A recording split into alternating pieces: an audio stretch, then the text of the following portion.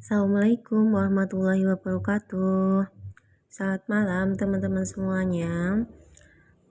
Pesan semesta di malam hari ini ya teman-teman semuanya, bahwa saya akan menjelaskan tentang kuantum jam, dimana mungkin sekarang banyak banget ya yang teman-teman melakukan ya, atau berafirmasi kemudian melakukan kuantum jam untuk punya sesuatu keinginan ya, sebuah harapan gitu ya, punya harapan pengen sesuatu dan kemudian kalian melakukan ya disebut dengan kuantum jam.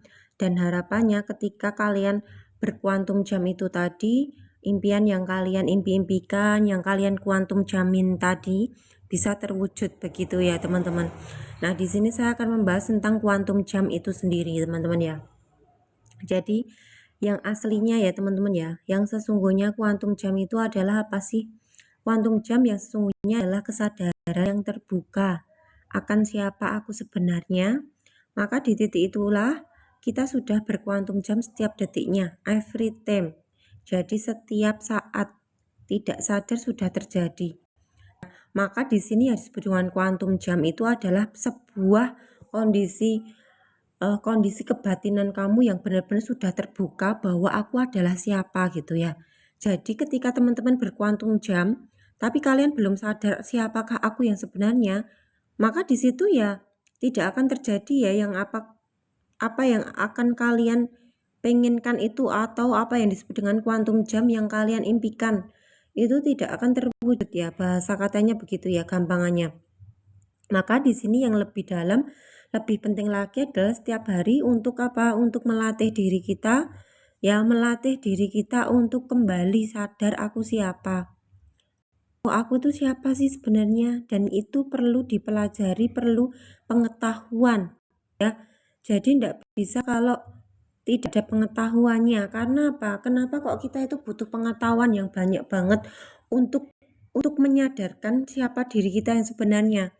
Karena ingat, kita punya komponen, kita punya tubuh fisik ya, dan tubuh fisik ini kita bukan yang disebut manusia ya, kita adalah kesadaran yang mengetahui semua ini terjadi. Tapi kita kan ada kendaraannya ya, jadi kesadaran ini sekarang punya kendaraan yang disebut dengan manusia. Nah, manusia itu punya komponen. Jadi yang disebut manusia kenapa? Karena dia dikasih akal untuk berpikir, untuk merenungkan sesuatu, untuk berpikir ya. Makanya disitulah yang disebut dengan punya akal. Nah, punya pikiran ya. Makanya ada pikiran, ada ego, ada emosi dan lain-lain. Makanya di sini kenapa kok kita butuh pengetahuan yang banyak banget untuk menyadarkan siapa kita sebenarnya. Karena kita harus untuk masuk ke dalaman diri kita butuh yang disebut dengan keilmuan, di mana keilmuan kita itu fungsinya untuk meluluhkan pikiran, ya, untuk meluluhkan pikiran dan ego kita.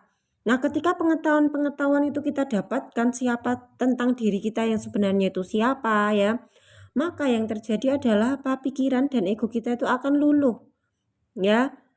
Pikiran dan ego kita itu akan luluh. Kemudian ketika mereka luluh ya, maka kita akan mudah untuk kembali pada siapa diri aku yang sebenarnya. Itu akan sangat-sangat lebih mudah banget. Karena apa? Karena di komponen di pikiran sama egonya dia ya, itu sudah tidak mensabotase lagi ya. Bahasa katanya ego dan pikirannya dia itu sudah luluh, sudah ikut terbawa arus kesadaran. Makanya kenapa di sini butuh banget pengetahuan ya, butuh banget belajar bersama terus. Saya pun juga sama ya, butuh belajarnya untuk apa? Untuk meluluhkan sisi pikiran dan ego kita yang awalnya kenceng banget, pelan-pelan dia akan mulai menurun dan akhirnya apa? Tidak kuat lagi ya, ego dan pikirannya bisa menyerah. Nah, ketika ego dan pikirannya ini menyerah, maka disitulah kembali pada kesadaran murni.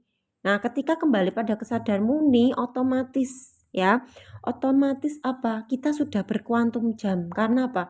Antara pikiran kita, antara ego kita, antara tubuh fisik kita itu sudah lurus sadar aku siapa. mereka itu sudah sepakat ya, bahasa kata gampangannya itu pikiran, ego, emosi ini, badan fisik kita sudah sepakat tentang siapa diri kita yang sebenarnya. Mereka sudah bersahabat ya dengan kita, mereka sudah berteman akrab dengan kita, dan otomatis disitulah kuantum jam terjadi.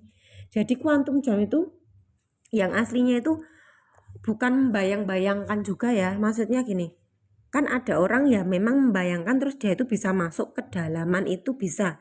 Tapi ada orang itu kalau bayangin aja itu nggak bisa juga ada. Makanya di sini yang disebut dengan kuantum jam, yang paling utama adalah apa? Bukan membayang-bayangkannya, tapi lebih pada kesadaran kita yang utuh bahwa aku siapa. Nah, ketika kesadaran kita sudah utuh tentang aku ini adalah siapa, maka disitulah yang disebut dengan kita sudah kembali pada yang sejati. Nah, ketika kembali pada yang sejati, otomatis kita udah sadar penuh aku siapa, penciptaannya aku itu di sini ngapain gitu ya. Kemudian hidup ini itu ternyata keajaiban itu sendiri. Kemudian kendaraan ini itu ternyata keajaiban itu sendiri, dan banyak lagi. Maka kita sudah tidak lagi menyentuh pada sisi pikiran lagi, tapi kita sudah masuk lebih dalam, yaitu tentang dimensi yang lebih tinggi bahasanya ya, atau energi yang lebih tinggi. Nah, ketika disitulah kamu stay ya, maka disitulah ya semua kebelimpahan itu sudah pastinya ada, pastinya akan menghantarkan kepada kamu pada kebelimpahan, karena kamu sudah menyadari siapa sejatinya diri kamu. Makanya di sini untuk masuk ke dalam penyadaran penuh aku tuh siapa. Nah, yang pertama yaitu tadi ya teman-teman ya, meluluhkan sisi pikiran dan ego kita yang kenceng. Ya, yang namanya pikiran dan ego ini kan kenceng banget ya teman-teman ya. Memang mereka itu kan sudah dilatih untuk berusaha, dilatih untuk terus-menerus melakukan sesuatu, untuk tidak bisa manut gitu ya. Makanya disinilah kita itu latihan setiap saat untuk apa? Supaya pikiran dan ego kita itu untuk manut, untuk luluh, untuk kembali pada kesadaran, kembali pada diri yang sejati, dan mereka jadi sahabat kita yang terbaik. Makanya untuk menjadikan pikiran dan ego kita, tubuh fisik ini selaras dan bersahabat dengan kita, itu banyak banget stepnya, banyak banget caranya ya, yang bisa kita lakukan. Bisa dengan berkomunikasi sesering mungkin dengan diri kita, dengan mempraktekkan apa yang sudah ada di grup ya, yang saya tulis-tulis itu ya teman-teman ya, atau yang ada di YouTube, saya pernah buat videonya, kemudian yang pernah ada di video-video saya. Nah, itu tuh ya cara-cara kita untuk kembali selarasnya, seperti itu caranya ya. Jadi ada banyak cara untuk selaras, dan salah satunya kalau kalau diri saya ya, salah satunya dengan cara pengalaman kehidupan yang pernah dialami. Jadi pengalaman kehidupan yang pernah saya alami di masa lalu itu ternyata menghantarkan untuk punya keyakinan penuh, untuk hakul yakin itu perlahan-lahan itu seperti naik gitu ya, seperti naik meningkat kayak gitu loh teman-teman. Karena apa? Karena pikiran, ego, emosi, badan fisik ini tuh sudah dilatih dulu-dulunya itu punya kejadian-kejadian, dan akhirnya bisa menyimpulkan, memikirkan sesuatunya itu, dan akhirnya ya sudah menjadilah sebuah guru sejati untuk diri kita masing-masing gitu ya. Bingung kenapa Kak Aldi? Bingungnya kenapa? Gitu, makanya sebenarnya kan kita otentik ya. Masing-masing kalian itu tuh sudah otentik. Kalian tuh punya pengalaman sendiri-sendiri yang akhirnya bisa kalian gunakan untuk pijakan. Nah, kalau saya, teman-teman saya juga nggak bisa memijak pakai pijakan orang lain ya. Jadi saya itu nggak bisa bertipe untuk misalkan ada orang lain pakai sistem A, B, C kayak gitu terus aku ikut-ikutan tuh aku nggak bisa. Jadi makanya kenapa di sini tuh apa yang saya sampaikan, kemudian itu semuanya berdasarkan pengalaman saya, ya pengalaman kehidupan saya. Karena saya itu nggak bisa ya teman-teman, saya sudah pernah ya teman, misalkan aku ikut ke sana ke sini menyelesaikan permasalahanku sendiri ya. Waktu itu ya permasalahan tentang ketakutan yang berlebihan, anxiety disorder, tentang mental gitu loh teman-teman. Nah, ketika aku mengalami itu tuh aku benar-benar belajar untuk lepas dari itu, dan aku tuh malah nggak paham tentang apa yang mereka sampaikan gitu loh teman-teman. Tapi nggak apa-apa, itu adalah kesempurnaan yang memang harus aku lalui ya. Tapi intinya teman-teman, untuk saya sendiri tuh saya nggak bisa ikut-ikutan orang ya. Makanya apa yang saya sampaikan di sini benar-benar otentik dari pengalaman kehidupan yang pernah saya alami ya. Jadi mungkin bahasa-bahasanya mirip-mirip tapi aku nggak bisa ya. Memang aku nggak bisa menggunakan cara-cara yang orang lain gunakan gitu loh. Makanya kan saya kayak merenung ya. Saya seringnya tuh merenung sendiri. Kenapa ya ini kok bisa begini? Oh ini gimana sih? Kayak gitu loh. Jadi kayak aku itu diem, habis itu tuh merenungi semuanya, kemudian aku tuh kayak mencari tahu ini gimana sih kok bisa begini, kayak gitu loh. Nah, akhirnya ada resep dan akhirnya aku menemukan cara-cara, oh gini ya. Gitu. Jadi aku kayak sahabat sejatiku ya diriku sendiri yang tak ajak ngobrol-ngobrol ini dan akhirnya menemukan jawaban-jawabannya juga dari dalam, teman-teman. Jadi semua jawabannya itu dari dalam, kemudian aku pahamnya juga dikasih tahu dari dalam ya, dari kesadaran lebih tinggi ya. Gitu, jadi kayak aku tuh kayak gini toh ya, oh alah gitu toh, oh gini ya, oh kayak gitu ya, kayak gitu. Jadi misalkan ketika aku naik sepeda motor tiba-tiba dapat ilmu gitu loh, tiba-tiba dapat keilmuan, tiba-tiba dapat kebijaksanaan hidup, tiba-tiba dapat insight gitu ya, yang akhirnya makanya aku tuliskan di apa, di TikTok aku, kemudian aku jadikan di viti-viti itu ya, kemudian aku tulis, kemudian aku jadiin di YouTube kayak gitu loh teman-teman. Jadi itu semua itu bukan ilmuku tapi aku itu dapat pemahaman, ya aku dapat pemahaman dari dalam.